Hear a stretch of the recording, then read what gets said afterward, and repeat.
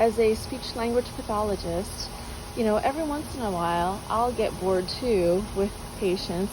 So to keep me motivated, I'll think of tasks that I would like to do with my patient, and it motivates them too. So here's a hand drum. A lot of my patients have had strokes, speech issues. So here's one example. A lot of times with the speech language cognition issues, they might have issues with calculations, problem solving.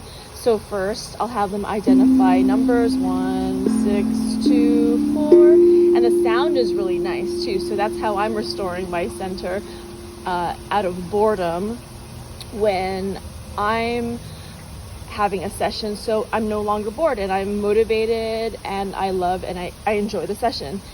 And so, for example, if they need to identify words, no, bathroom, I'll say, hey, if you were thirsty, how would you let your nurse know that you were thirsty? Drink. If you were hungry, how would you let your nurse know, or your caregiver, that you were hungry? Food. Or I could also use it for naming, yes, no's, there's no, there's yes.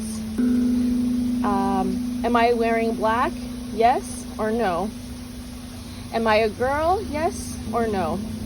And the sounds are very soothing too. I could also use it for initial sounds. So what's a word that starts with D? So of course they could use this as a cue or come up with their own. I could, instead of words, I can have these become just letters and have them think, this would be a D, an N, a B. So I would say, what's a word that starts with a D? Drink, but this serves as a cue. Or I can also use it, what's a word that ends with a O? No, so, I could also use it for math. So for example, math calculations.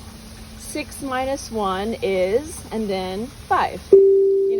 3 plus 1 is 4. And the sound is very motivating for them.